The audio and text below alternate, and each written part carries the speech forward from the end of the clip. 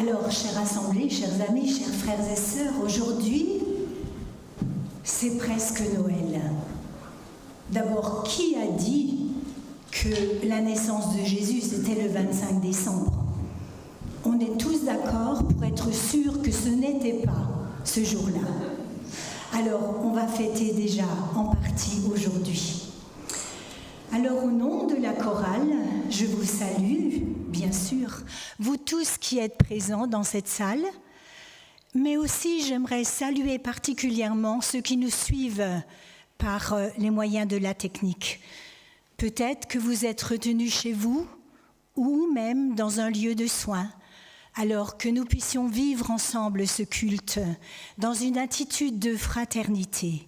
C'est Jésus-Christ qui a fait de nous des frères et sœurs. Alors dans ce temps de l'Avent, ce mot qui vient du latin adventus et qui signifie arriver, venue, nous voulons nous souvenir de la venue de Jésus-Christ sur la terre. Dieu nous a aimés le premier et il a envoyé son Fils bien-aimé.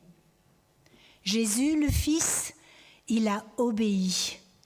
Et par son œuvre merveilleuse et son sacrifice parfait, il a fait de nous les enfants du Père et des frères et sœurs. Le temps de l'Avent, Daniel nous l'a déjà dit, c'est aussi un temps d'attente. Nous attendons, nous attendons quoi? Eh bien d'abord de pouvoir célébrer la fête. Et sans doute, les enfants ont-ils reçu un calendrier de l'Avent? Et peut-être que même vous aussi, vous en avez reçu un. Mais bien plus encore que célébrer la fête, nous attendons de rencontrer notre Seigneur. Il a promis de revenir. Alors comment attendons-nous ? J'ai lu dernièrement les lettres de l'apôtre Paul aux Thessaloniciens et dans la deuxième lettre, au verset 5 du chapitre 3, il est écrit « Que le Seigneur dirige votre cœur vers l'amour de Dieu et vers la patience que donne le Christ. » Alors cette attitude, amour pour Dieu, patience de Christ, qu'elle nous accompagne pendant ce temps de l'Avent. Je vous invite à la prière. Seigneur notre Dieu, ce matin, nous voulons te remercier pour la liberté que nous avons de nous rencontrer aujourd'hui. Nous voulons te remercier pour ton œuvre merveilleuse accomplie par Jésus-Christ. Nous voulons te remercier parce que tu as fait de nous tes enfants. Nous voulons te remercier parce que tu as des projets d'avenir avec de l'espérance pour chacun de nous et parce que tu as promis de revenir. Seigneur, donne-nous la patience qui vient de toi pour vivre ce temps dans la joie, dans la reconnaissance et dans l'amour du Père. Notre Dieu, notre Père, nous te bénissons de tout notre être, de tout notre cœur. Nous prions dans le nom de Jésus et nous nous attendons au Saint-Esprit pour qu'il dirige tout ce que nous vivrons aujourd'hui. Amen. Alors, les bougies de l'Avent. Et ce matin, nous en avons allumé une deuxième. Elle nous parle, bien sûr, de lumière. Nous savons que Jésus est la lumière du monde. Et pour lui rendre la gloire qui lui revient, ce matin, nous entendrons des chants de Noël par la chorale. Nous écouterons des lectures bibliques, parce que la parole de Dieu, c'est une lumière sur notre sentier. Et l'assemblée chantera, elle aussi. Je lirai au psaume 36 les versets 6 à 11.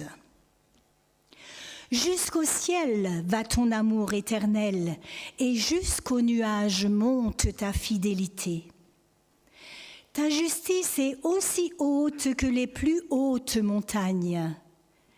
Tes jugements sont profonds comme l'immense océan. Tu secours, ô Éternel, et les hommes et les bêtes. Que ton amour est précieux, ô Dieu. Sous tes ailes, les humains se réfugient.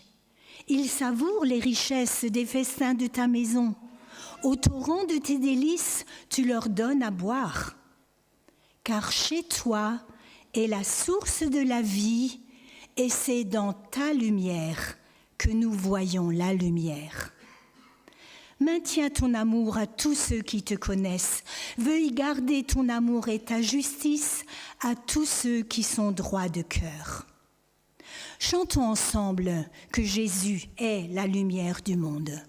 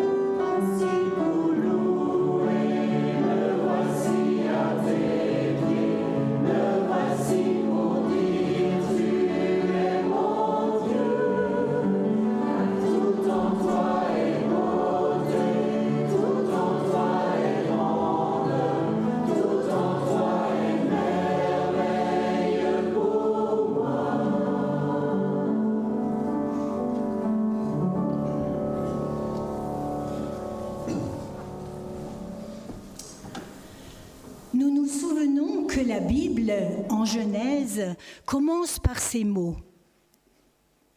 Au commencement, Dieu créa. Et nous lisons au chapitre 1 de l'Évangile de Jean, les versets 1 à 17.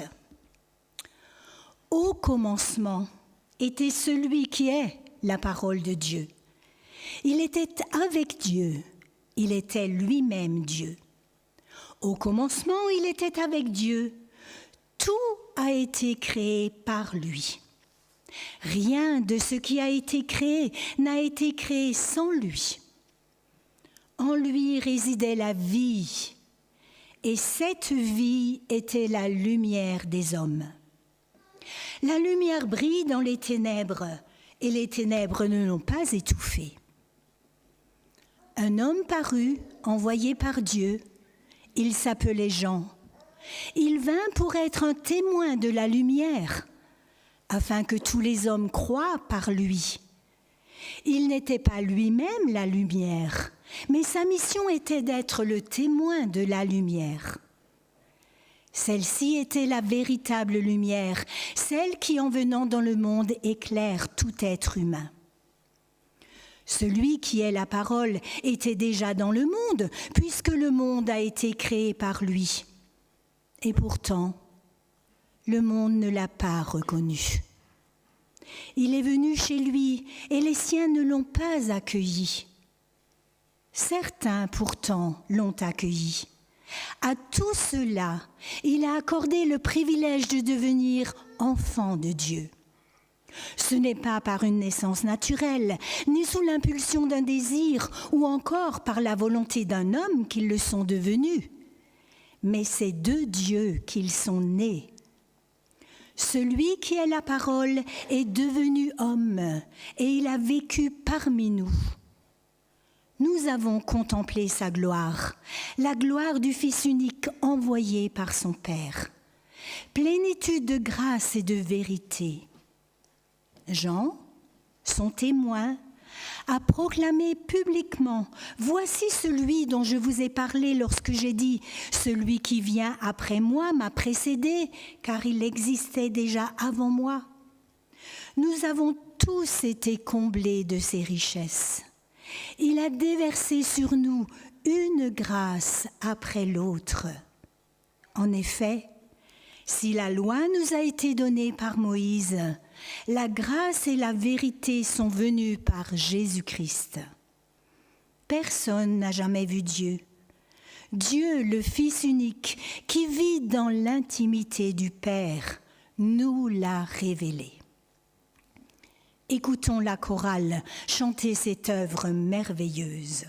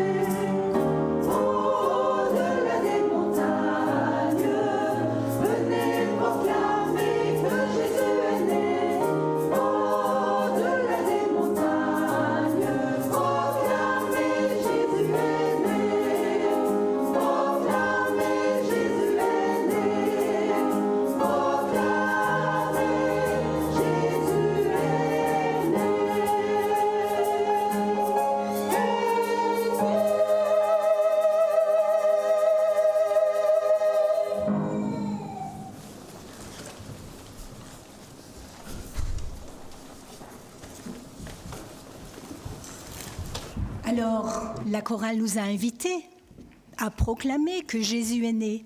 C'est ce que nous voulons faire maintenant en assemblée.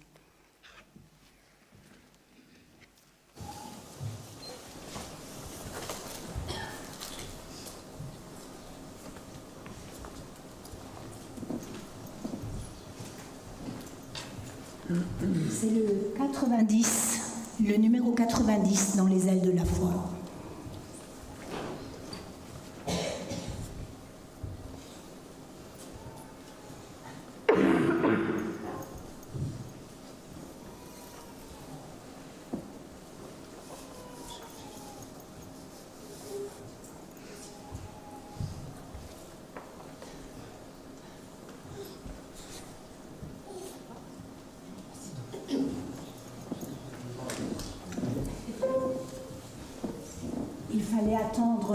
Il fallait attendre 4000 ans pour qu'il naisse.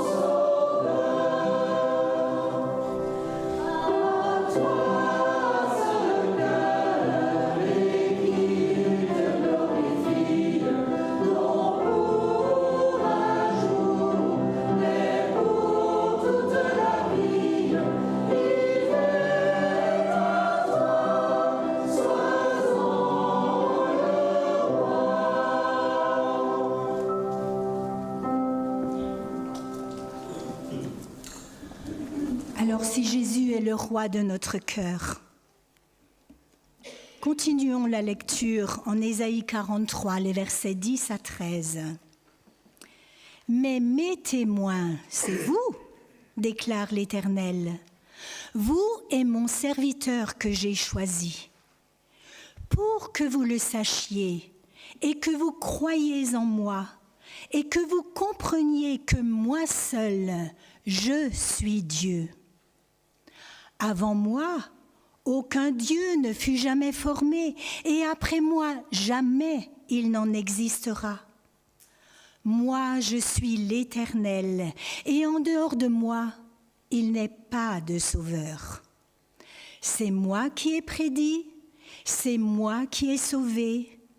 Je me suis fait entendre. Pas un Dieu étranger ne l'a fait parmi vous. Et vous, déclare l'Éternel, vous serez mes témoins, et c'est moi qui suis Dieu. Oui, je le suis depuis toujours, et il n'y a personne qui puisse arracher de ma main. Ce que je réalise, qui pourrait l'annuler? Oui, sachez que l'Éternel est Dieu.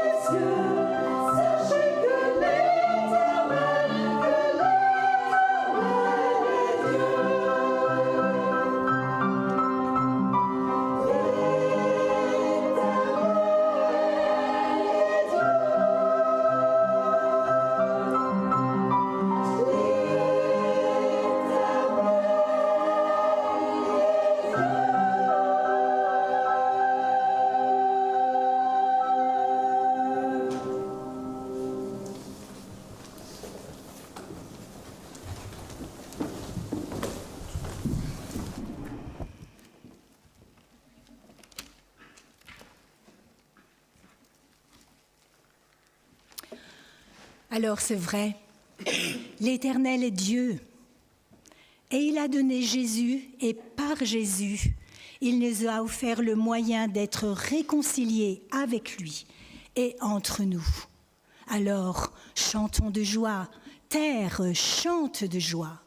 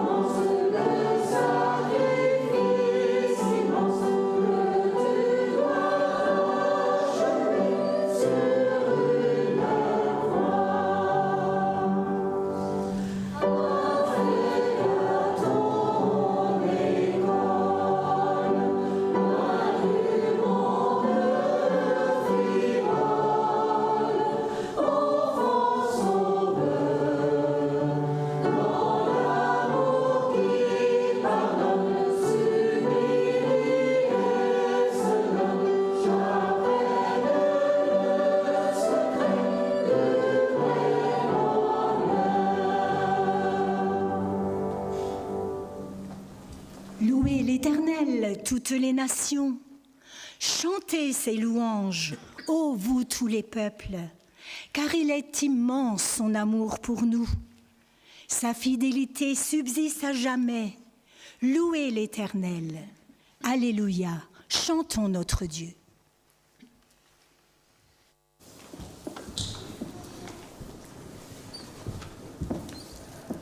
Alléluia,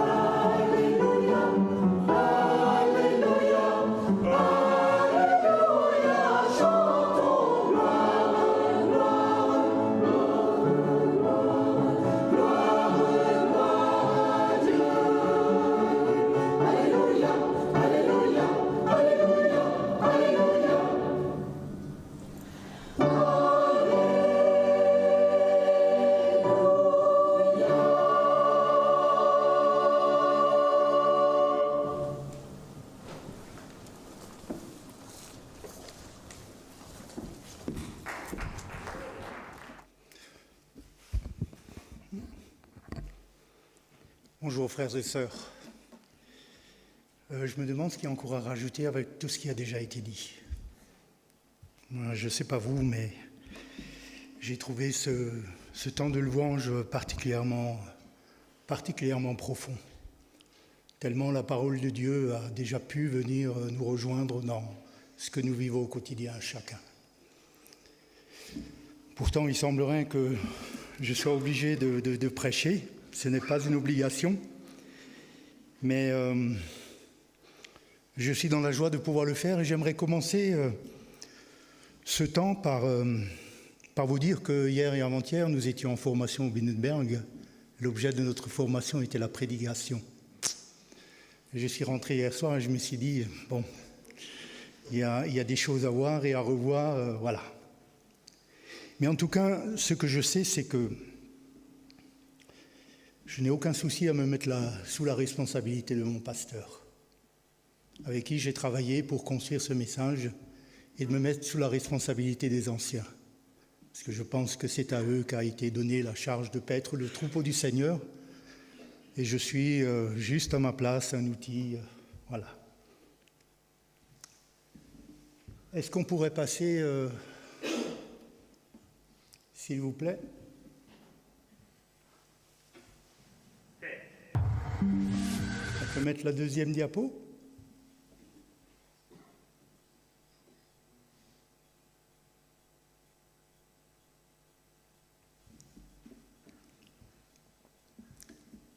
Tu veux lire le texte, s'il te plaît ? La promesse du Saint-Esprit. Cher Théophile. On ne t'entend pas. Oups.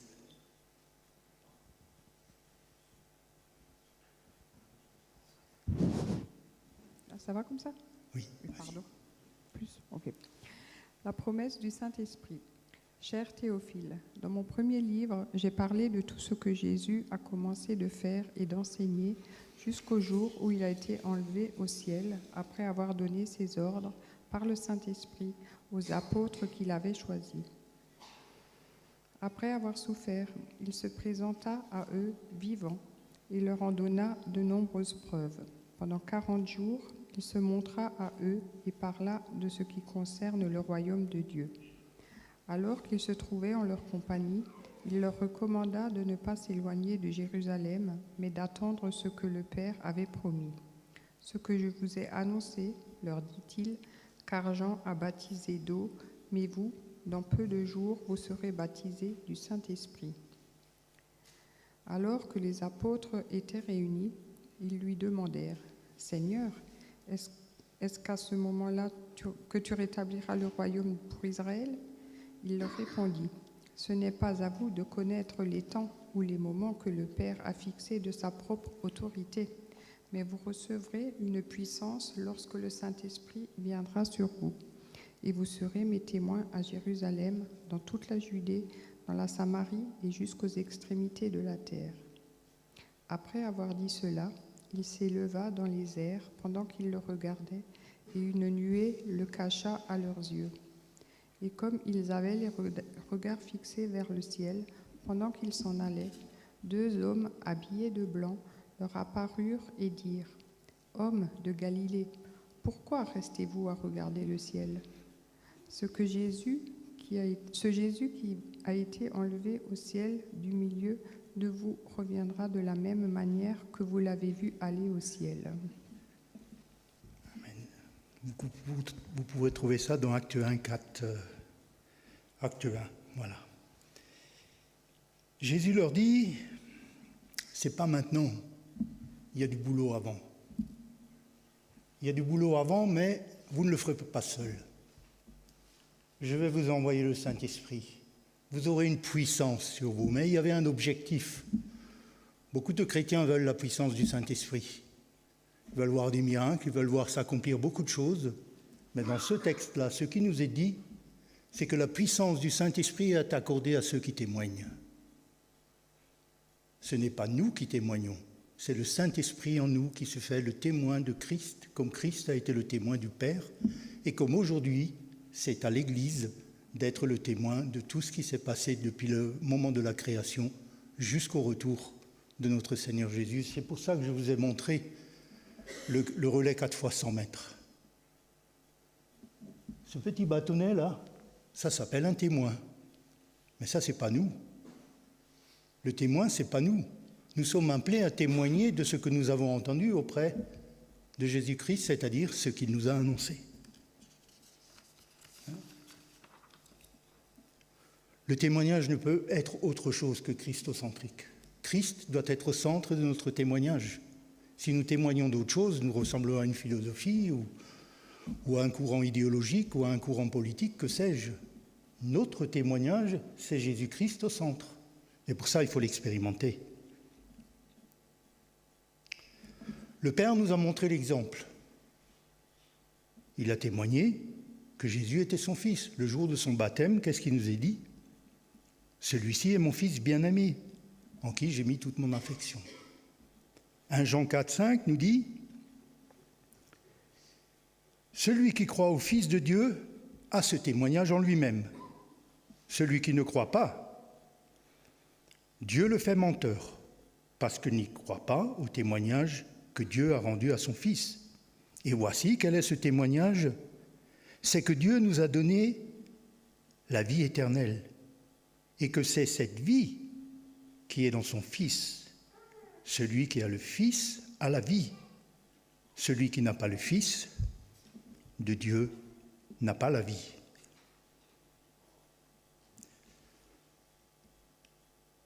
Ce texte-là, il fait référence à une prophétie qui avait été donnée par Ésaïe. « Voici mon serviteur que j'ai choisi, mon bien-aimé, en qui mon âme a pris plaisir. Je mettrai mon esprit sur lui, et il annoncera la justice aux nations. » Il y a tellement d'exemples dans la parole de Dieu qui nous montrent cette continuité entre le Père, le Fils, le Saint-Esprit et l'Église aujourd'hui. L'Église, vous et moi. Depuis 2000 ans, la bonne nouvelle de l'Évangile a été transmise à travers le monde. Aujourd'hui, nous sommes à quelque part dans ce temps entre la première venue de Jésus et la seconde venue. Je ne sais pas si ça va durer 10 ans, 50 ans, 15 000 ans, je n'en ai aucune idée. Ce que je sais, et ça nous a été rappelé ce matin, c'est que nous devons l'attendre avec beaucoup d'impatience. Moi, je suis impatient de voir le Seigneur revenir. Parce que je pense qu'il mettra fin à certaines galères auxquelles je suis confronté au quotidien. Mais ce n'est pas seulement pour cette raison. J'ai envie à un moment donné de dire comme Pierre, mais tu es Dieu, tu es le Fils de Dieu. Je reconnais en toi cela. Je veux me mettre à genoux devant lui. Je peux le faire évidemment chez moi à la maison. Mais j'attends vraiment avec beaucoup d'impatience ce retour pour que je puisse m'humilier devant mon Seigneur. J'ai emmené ici un livre que j'ai lu il y a quelques années de cela. Peut-être que certains d'entre vous l'ont lu. Ça s'appelle « La vie en feu ». C'est un prédicateur allemand, Reinhard Bonnke, qui a passé tout son ministère à évangéliser en Afrique. Ce que je trouve intéressant, je reviendrai la prochaine fois là-dessus, mais ce que je trouve intéressant, c'est que cet homme a touché plus de 79 millions d'Africains qui sont venus écouter la parole de Dieu. Probablement qu'ils ne sont pas tous repartis en ayant donné leur vie à Jésus. Mais il semblerait que d'après les recensements qui ont été faits par les équipes qui accompagnaient cet homme, des centaines de milliers de personnes ont donné leur vie à Jésus grâce au témoignage de cet homme et surtout grâce à l'œuvre du Saint-Esprit à travers les paroles de cet homme dans le cœur de chacun. Mais ce qui m'a touché, c'est le témoignage qu'on a donné de cet homme, et particulièrement son épouse. Elle a dit que c'était un bon mari. Ses enfants ont dit que c'était un bon père. Ceux qui étaient avec lui dans les campagnes d'évangélisation ont vu en lui un homme humble, simple, et qui prêchait simplement l'évangile. Il le dit lui-même, moi je n'ai prêché rien d'autre que les béabas de l'évangile. Donc il prêchait Christ, né, la vie, la mort, la résurrection et l'ascension.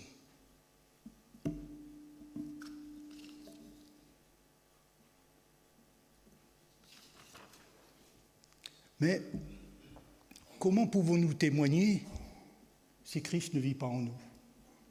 Comment pouvons-nous témoigner si nous ne connaissons pas qui est Jésus?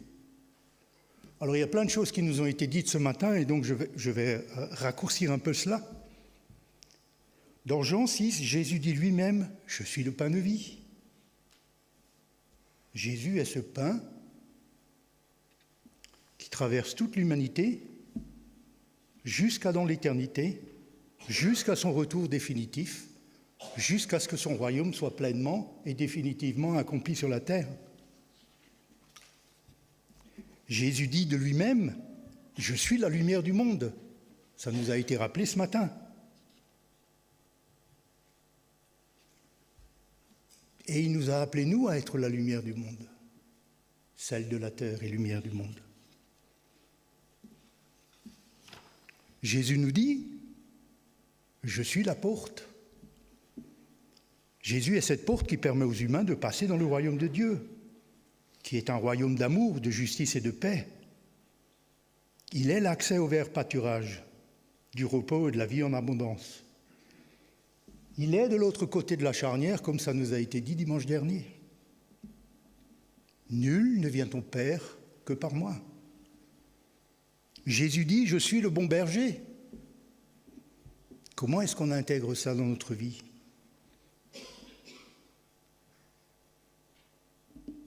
Jésus dit qu'il est la résurrection et la vie. Ceux qui croient en Jésus n'ont pas à craindre la mort, car la vie les attend. En Christ, ils l'ont déjà, mais ils l'auront pleinement. Ils ont déjà, en quelque sorte, ils sont déjà passés de la mort à la vie. Lorsque nous sommes nés de nouveau, la mort n'a plus d'emprise sur nous. Alors effectivement, physiquement, nous allons y passer, mais spirituellement, nous sommes déjà citoyens du ciel. Nous sommes déjà dans le royaume des cieux. Nous sommes déjà assis avec Jésus à l'endroit du Père. Ça, c'est quelque chose qui est déjà acquis. Il va nous falloir passer par cette mort biologique, qui n'est certainement pas le meilleur moment que nous pouvons attendre, mais qui n'est qu'une petite étape dans ce grand projet divin que Dieu a pour nous. Il est la vérité et la vie. On voit ça en Jean 14, 6. Et c'est une vie en plénitude. Les amis, ce que nous recevons de la part du Seigneur, c'est pas ce qu'un club de foot peut offrir à un footballeur. C'est beaucoup plus profond, c'est beaucoup plus puissant. Et nous devons prendre conscience de tout cela. Jésus dit « Je suis la vigne ». Ça nous a été rappelé tout à l'heure. Je suis le cep, vous êtes les sarments. Sans moi, vous ne pouvez rien faire, mais avec moi, vous pouvez accomplir beaucoup de choses.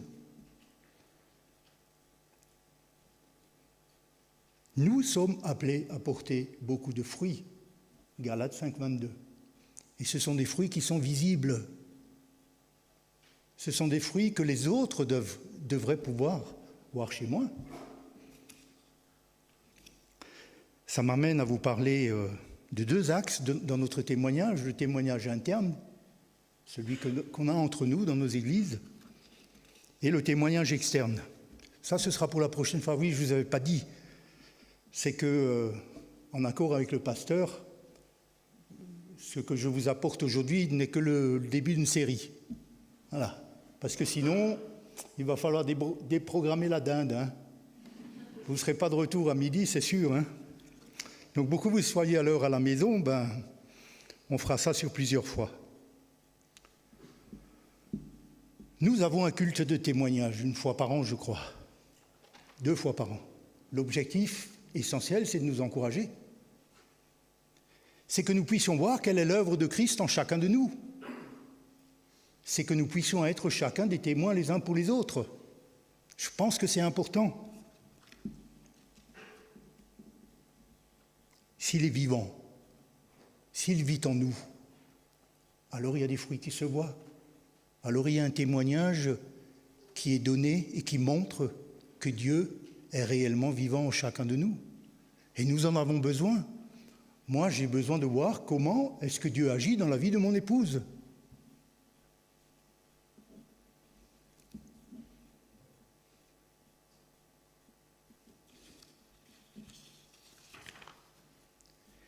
J'ai une citation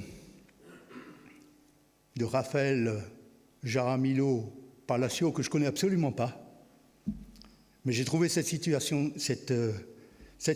très juste. C'est une chose si simple, la bienveillance. Si simple, un petit mot d'encouragement quand on en a besoin. Un acte d'amitié, un sourire, un service rendu fera toute la différence.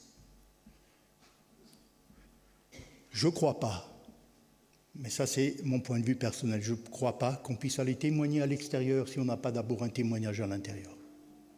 Je ne crois pas qu'on puisse aller annoncer la parole de Dieu dehors si à l'intérieur nous ne sommes pas capables d'être unis les uns avec les autres. Je ne crois pas. Je crois que nous pouvons faire beaucoup de bruit, mais je ne crois pas que nous puissions avoir un témoignage qui honore le Seigneur si à l'intérieur de notre Église, entre nous, nous ne pouvons pas vivre cette unité. C'est pourquoi il n'est pas difficile pour moi de dire merci à Marielle pour la personne qu'elle est. Merci pour tes prédications. Merci pour ta soif de te laisser surprendre et ta soif de te laisser enseigner tout le temps. Guy, il est où? Là-bas. Merci pour ton écoute. Je ne veux pas te gêner, mais lorsque je regarde tes yeux, je vois quelque chose de particulier briller dedans. Oui. Et ça m'encourage. Ça me fait du bien. Ça me dit, écoute, si lui il a ça, pourquoi pas toi? Denis, il est où Denis? Denis, merci pour la belle personne que tu es et pour l'amitié que nous pouvons vivre ensemble. C'est quelque chose qui me fait beaucoup de bien à moi. Et je te remercie de me consacrer ce temps pour cela, vraiment. Irène, elle est où Irène? Voilà. Merci pour ta douceur, merci pour ta bienveillance et je sais, merci pour ta prière. Elisabeth, je ne peux pas en parler, elle n'est pas là. Eliane, je sais que tu pries pour moi. Je sais que chaque fois que je prêche, je prie que tu pries pour moi. Et tu ne sais pas quoi, j'en ai drôlement besoin. Merci le fait que tu intercèdes. Merci parce que tu as compris que j'en avais besoin et que tu y réponds. Anne, elle est où Anne? Merci pour tes yeux pétillants. Vraiment, on voit là toute la joie qui est en toi, toute la joie du Seigneur qui s'exprime à travers toi. Et j'en oublie malheureusement beaucoup, je ne peux pas tous vous citer, mais sachez que lorsque j'ai écrit ces mots, j'ai eu beaucoup de joie. J'ai eu beaucoup de joie à penser à vous tous. Et je suis très triste.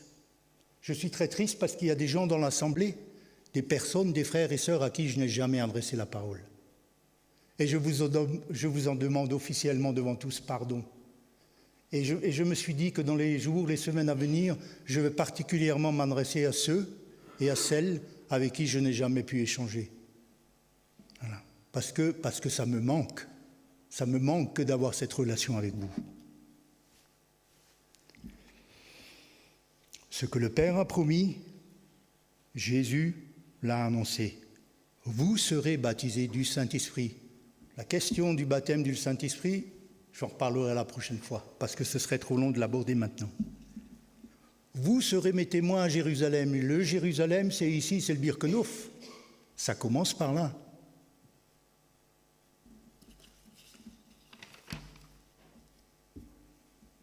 Dieu est actif en nous. Jésus s'est positionné comme étant le témoin du Père. Avec mes mots, je dirais que Jésus a été la solution du Père. Le Saint-Esprit a été la solution de Jésus. L'Église est la solution du Saint-Esprit.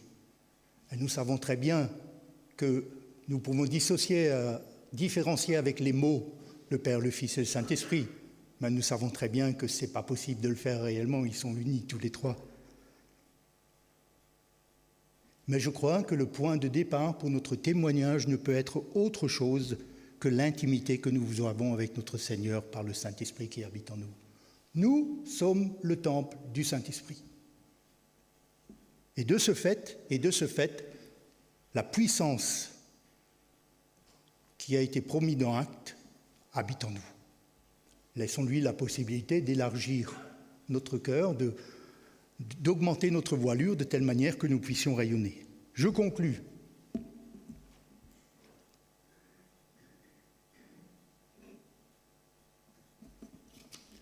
Ce matin, nous avons été encouragés et nous avons dit, et il a été dit, que rien ne pourra nous séparer de l'amour de Dieu. Donc je vais juste vous lire ce petit texte. Pourquoi rien ne peut nous séparer de l'amour de Dieu? Romains 8, 38 à 39.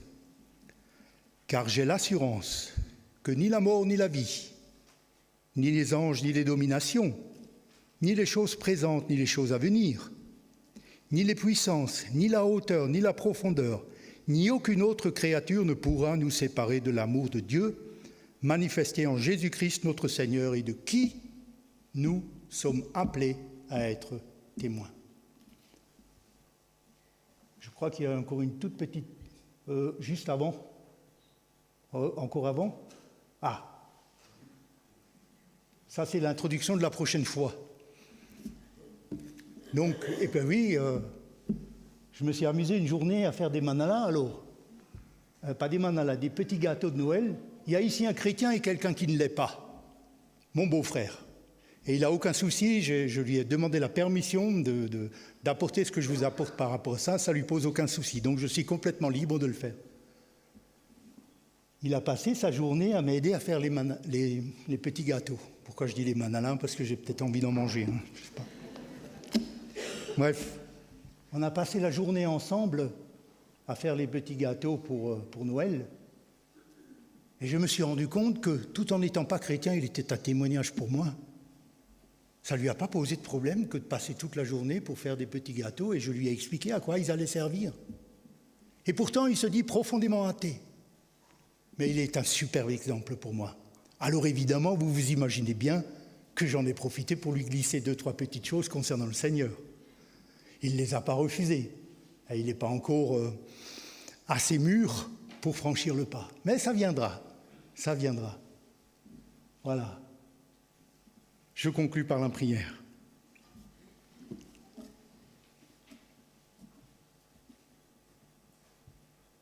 Père, ce matin, tu nous as parlé à travers la louange, tu nous parles à travers ta parole, tu nous parles à travers ce que nous sommes les uns pour les autres. Et nous voulons glorifier ton nom pour cet amour que tu places entre chacun de nous. Merci pour la compassion que tu nous donnes pour nos frères et sœurs qui sont dans la souffrance, et il y en a. Merci pour cette présence active que tu permets à chacun de nous de vivre dans notre relation au prochain. Je suis heureux d'être dans cette Église. Je suis heureux de vivre avec mes frères et sœurs. Et je sais que tout cela, nous te le devons à toi et à toi seul. Et c'est pourquoi je te dis avec beaucoup de simplicité, Père, merci pour qui tu es. Dans le nom de Jésus, je t'ai prié. Amen.